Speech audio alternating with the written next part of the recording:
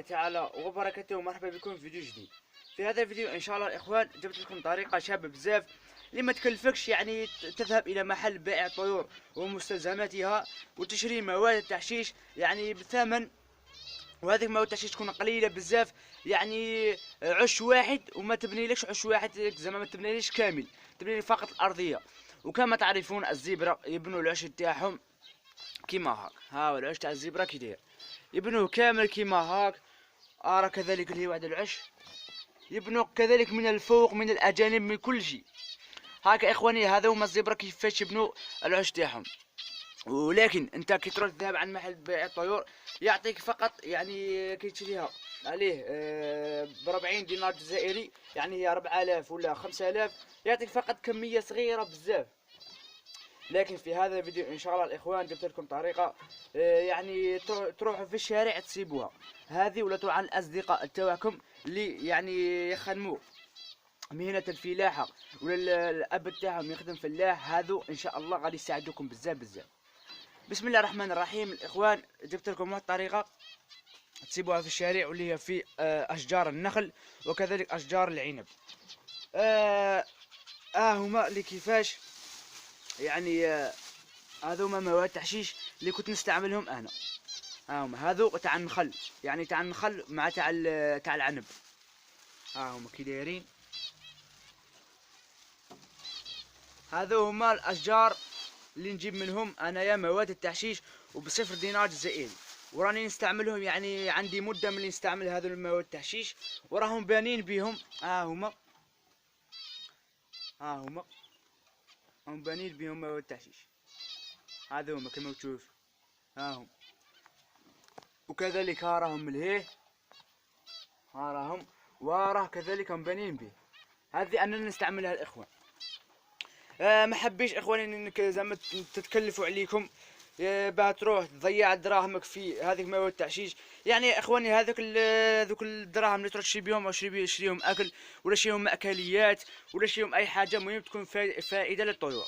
لكن هذو مواد التحشيش انا نجيبهم من الشارع، نجيبهم من الاشجار، يعني بصفر دينار جزائري، وما نحتاج نروح نشري من عند محل بائع الطيور، فقط نشري منها الاكل ولا نشري اي حاجه اخرى.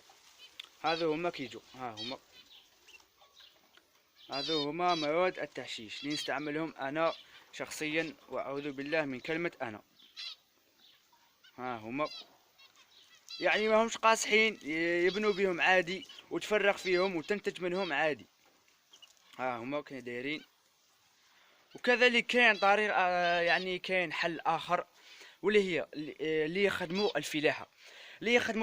دوك نوريكم واحد وكما نقولوا كل شكاره هكا، كل ديك تاع اخوان اللي يجيبوا فيها الحبوب تاع الزراعه.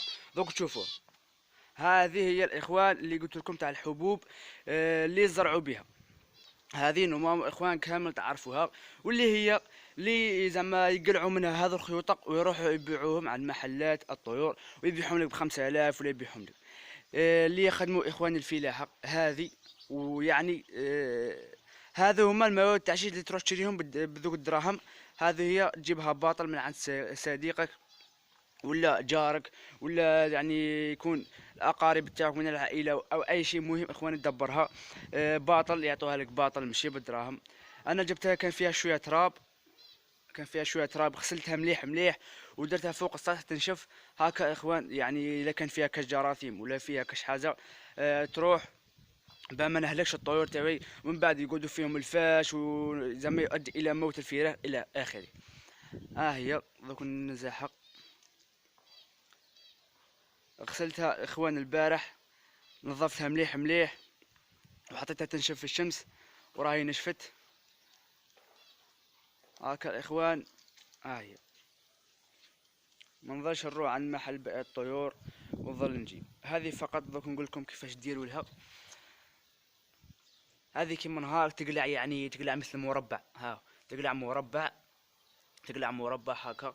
ومن بعد هذاك المربع اخوان تقعد تقلع منه هذو الخيوط، تقعد تقلع بالخيط تلمهم كاع في بلاصه. ومن بعد هذوك الخيوط اللي تلمهم تعطيهم للطيور، يعني تعطيهم للزوج ويبنوا به، يعني ما تواجه معهم اي مشكله. هذا هما اخوان مواد التحشيش اللي تروحوا تشروهم على محل بائع الطيور. هذه يا اخوان دبرها عند يعني اللي يخدموا الفلاحة ولا يكون عندكم في البيت كيما هاك. هذه هي مواد التحشيش يعني ب0 دينار جزائري. هذا هما. ان شاء الله يا اخوان الفيديو يكون عجبكم وتكونوا استفدتوا شوية من هذا الفيديو. وهذه الان غادي نروح نوجدها للطيور، يعني نوجدها لهم باه ننتج ان شاء الله. ها هي نروح نديها للطيور. ها هما الطيورات. هاي كما قلت لكم، يا اما تستعملوا هذه ولا تستعملوا هذو، يعني كيف ما تواجهوا معها اي مشكله، ويعني غادي تفيدكم بزاف بزاف. و يعني زعما ما نشريش اخوان المواد التعشيش من عند محلات الطيور ولا بقى اخوان هذوك الدراهم نروح نشريهم اكل، ولا نشريهم هذه مثل هذه لابات يعني هي العاصده، ولا نشريها مشربيات ولا مأكليات. المهم نشريها، لكن هذو المواد التعشيش ومثل هذو مجسمات ما نشريهمش، لاخاطش اخوان هذو الاغلبيه جايهم على اصدقائي ولا يعطوهم لاصدقائي. انا نستعمل فقط هذو تاع الطبيعه. باي اخوان الطيور تاعي يحسوا بالطبيعه، هذه الحاجه المليحه كي ديرها الطيورات تاعك بيحسوا باللي راهم في الطبيعه. هذه هي. ان شاء الله يا اخوان تكونوا استفدتوا من هذا الفيديو. ما تنسوش برك تدعمونا في القناه فقط بالاشتراك في القناه اللي مش مشترك، والاعجاب بالفيديو، واللي عنده اي موضوع ولا اي حاجه قلنا في التعليقات. وشكرا لكم بزاف الاصدقاء، والسلام عليكم ورحمه الله تعالى وبركاته.